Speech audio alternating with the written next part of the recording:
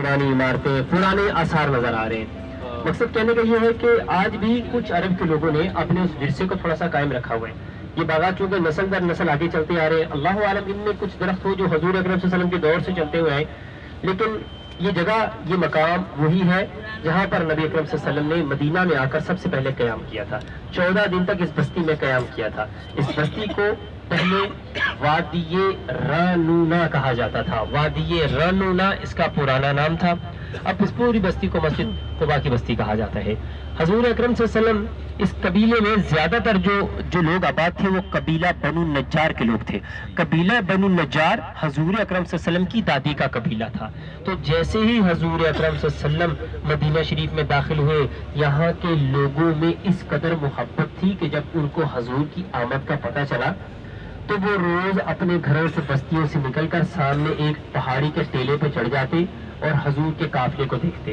روز صبح چلے جاتے، جب دھوپ تیز ہوتی تو واپس آ جاتے، پھر شام کو چلے جاتے، جب رات ہوتی تو واپس آ جاتے۔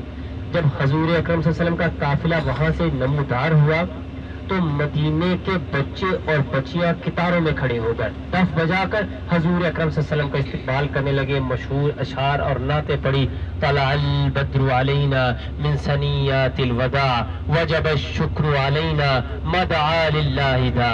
اس مقام پر حضور اکرم صلی اللہ علیہ وسلم کے لیے یہ اشعار پڑھے گئے، یہ نعتیں پڑھے گئے، ان کے لیے استقبال کیا گیا۔ جو حبشی غلام تھے وہ نبی اکرم صلی اللہ علیہ وسلم کے سامنے حلبہ پیش کر رہے تھے۔ حلبہ ایک ایسے انداز کو کہا جاتا ہے کہ اس میں تلواریں اٹھا کر سلامی پیش کی جاتی ہے۔ یہ مدینہ کے لوگوں کا استقبال کرنے کا ایک طریقہ تھا۔ تو حضور اکرم صلی اللہ علیہ وسلم کے لیے سب سے پہلے حلبہ پیش کیا گیا۔ اس پورے میدان کو، اس پورے مقام کو مقام دف بھی کہا جاتا ہے کہ یہاں پر دف بجایا گیا تھا۔ اس جگہ کو مقام استقبال بھی کہا جاتا ہے کہ اس میدان میں نبی اکرم صلی اللہ علیہ وسلم کا استقبال کیا، کیونکہ یہ مدینے کی بستی کا آغاز تھا، یہاں سے بستی میں داخل ہونا تھا۔ پہلے یہ روڈ نہیں تھے، رستے نہیں تھے۔ یہاں پر پچھلے کچھ سال پہلے یہ جو جگہ، یہاں پہ بھی جو گاڑیاں کھڑی ہوئی ہیں، یہاں پر یہودیوں کی گری ہوئی بستیاں، کچھ مکانات، کچھ آثار موجود تھے جن کو سعودی حکومت نے آہستہ آہستہ ختم کر کے یہ جگہ میدان بنا دی تاکہ آنے والی زائرین کی جو گاڑیاں وہ یہاں پہ آسانی سے کھڑی ہو جائے۔ لیکن اس بستی کے بیک سائڈ بھی میں طرف آپ لوگوں کو لے کے جاؤں گا، وہاں کچھ آثار ابھی بھی موجود ہوں گے، وہ آپ کو نظر آئیں گے۔ اسی علاقے میں حضور اکرم صلی اللہ علیہ وسلم 14 دن تک یہاں پر قیام کیا۔ 14 دن تک قیام کرنے کے بعد نبی اکرم صلی اللہ علیہ وسلم یہاں سے نکلے اور پھر انصاری قبیلے میں جا کے آباد ہوئے، مسجد نبوی کے قریب، جہاں پر حضور اکرم صلی اللہ علیہ وسلم کی اونٹنی اللہ کے حکم کے مطابق حضرت ایوب انصاری رضی اللہ تعالیٰ عنہ کے مکان کے سامنے ٹھہری۔ جب حضور اکرم صلی اللہ علیہ وسلم اس بستی میں داخل ہوئے، ہر شخص یہ چاہ رہا تھا کہ حضور ان کے گھر کے مہمان بنے۔ حضور اکرم صلی اللہ علیہ وسلم نے اپنی اونٹنی کو کھلا چھوڑ دیا، کہا کہ میری اونٹنی جس گھر کے سامنے بیٹھ گئی میں اس کے گھر کا مہمان۔ ہر شخص اونٹنی پہ ہاتھ پھیرنے لگ گیا کہ شاید اونٹنی ہمارے پیار سے اس جگہ پہ بیٹھ جائے، حضور ہمارے گھر کے مہمان بن جائے۔ یہ محبت تھی ان لوگوں کے لیے جس وجہ سے خاص دعائیں اہل مدینہ کے لیے ہوئیں۔ اس محبت کی بنا پر حضور اکرم صلی اللہ علیہ وسلم نے دگنی رحمت کی دعا کی، دگنی برکت کی دعا کی مدینے کے لوگوں کے لیے۔ اس مقام پر حضور اکرم صلی اللہ علیہ وسلم ان کا استقبال ہوا، اس بستی سے نکلے۔ جیسے ہی اس بستی سے نکلتے ہیں اللہ تعالیٰ کی طرف سے جمعے کی آیات نازل ہو جاتی ہیں، جمعے کی فرضیت کا حکم ملتا ہے۔ حضور اکرم صلی اللہ علیہ وسلم اسی جگہ پر جہاں پہ اس بستی سے نکلتے ہیں، اسی جگہ پر اسلام کا پہلا خطبہ دیتے ہیں، پہلا جمعۃ المبارک پڑھاتے ہیں، اور اس جگہ پر ایک مسجد تعمیر کر دی جاتی ہے بعد میں، جس مسجد کا نام پہلے مسجد وادی رکھا گیا۔ اس پوری بستی کو وادی رنونا کہا جاتا تھا، تو مسجد وادی نام رکھ دیا گیا۔ پھر اس کا نام مسجد عاتقہ رکھ دیا گیا، پھر اس کا نام تبدیل کر کے مسجد جمعہ رکھا گیا تاکہ ایک واضح پہچان رہے کہ اس مسجد سے جمعے کی نمازوں کا آغاز ہوا تھا اور ہمارے نبی نے اسلام کا پہلا جمعۃ المبارک اس مقام پر آ کے ادا کیا تھا۔ تو یہاں سے چلتے ہوئے میں آپ کو وہ مسجد بھی دکھاؤں گا اور اس بستی کا پچھلا حصہ بھی دکھاؤں گا۔ یہ رستہ، یہ مقام، اللہ عالم اب بھی ان میں وہ جگہ موجود ہو، اب بھی یہ درخت اس زمانے کے موجود ہوں، لیکن یہ رستہ جیسے ابھی ہم کو یہ روڈ نظر آ رہا ہے، پہلے بھی سمت جانے کی اسی طرف سے ہوا کرتی تھی۔ یہ روڈ نہیں تھے لیکن ڈائریکشن جو سمت جو طریق ہوتی تھی وہ اس طرف سے ہوا کرتی تھی۔ موجودہ وقتوں میں اس پورے روڈ کو طریق ہجرہ کہا جاتا ہے، یعنی ہجرت والا روڈ، کہ نبی اکرم صلی اللہ علیہ وسلم اس رستے سے مدینہ میں ہجرت کر کے آئے تھے، اور اب اس پورے علاقے کو مسجد قباء کا نام دے دیا گیا ہے۔ یہیں پر پیچھے مسجد زرار بھی تھی جس کو اللہ تعالیٰ کی طرف سے گرانے کا حکم دے دیا گیا تھا۔ جو کہ یہودیوں نے مسلمانوں کے مقابلے میں بنائی تھی اور وہاں بیٹھ کر سازشیں کیا کرتے تھے، اللہ تعالیٰ کی طرف سے گرانے کا حکم ملا، تو اس مسجد کو بھی، وہ مسجد بھی یہیں اسی بستی میں اینڈ میں ہوا کرتی تھی. میں چلتے چلتے آپ کو اس کی لوکیشن بھی دکھاؤں گا، تھوڑی سی دکھاؤں. مسجد کا تو وہ آثار نہیں ہے اب ان میں، لیکن جگہ اور مقام اب بھی وہاں پہ موجود ہے، کیونکہ باقی جگہ تو انہوں نے تبدیل کر دی ہے. یہ جگہ یہاں پہ پارکنگ بنا دی ہے تاکہ یہاں پہ آنے والے حاجیوں کو سہولت ملے، ورنہ یہ یہاں سے لے کر پیچھے آخر تک مدینے کی بستی ہوا کرتی تھی.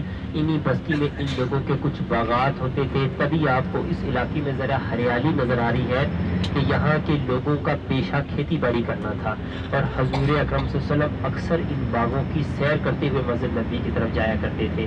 تو قدرتی طور پر ان باغوں کو کئی لوگوں نے اسی محبت میں قائم رکھا ہوا ہے کہ شاید حضور اکرم صلی اللہ علیہ وسلم اس باغ سے چکر کبھی لگا کے گئے ہوں. کئی بندے ایسے ہیں، لیکن یہ جگہ کمرشل ایریا ہے، اگر یہاں پہ عمارت بنے تو بڑی کروڑوں کی عمارت بنے اور بڑی کروڑوں کی یہ زمین بکے، لیکن اگر ان لوگوں نے آج بھی اس کو قائم رکھا ہے، اس کے پیچھے ضرور کوئی وجہ ہے. ان باغوں کی اتنی آمدن نہیں ہوگی جتنی اس زمین کی ویلیو ہے، اگر یہ اس کو بیچیں تو کروڑوں کے حساب سے یہ زمین بکے، لیکن اگر ان لوگوں نے قائم رکھا ہے، اسی محبت میں قائم رکھا ہے کہ ممکن ہے کسی جگہ پر کسی باغ میں حضور اکرم صلی اللہ علیہ وسلم سیر کر کے گئے ہوں، ان لوگوں نے اپنے اس ورثے کو قائم کرنے کے لیے ان جگہوں کو قائم رکھا ہوا ہے. اگر آپ لوگ اس طرح توجہ فرمائیں، یہ دیکھیں یہ جو آپ کے سامنے دیوار ہے، اگر غور کریں یہ پتھروں کی بنی ہوئی ہے، اینٹوں کی بنی ہوئی نہیں ہے. یہ ترکی حکومت نے چاروں طرف یہ باؤنڈری لگائی تھی، وہ اس کونے پہ پیچھے مسجد زرار ہوا کرتی تھی جو کہ انہوں نے ختم کر دیا. پورا میدان تھا، یہودیوں کی بستیاں بستیاں تھیں، بستیوں کے بیچ میں وہاں پہ ایک مسجد بنائی تھی جس کا نام انہوں نے مسجد زرار رکھا ہوا تھا.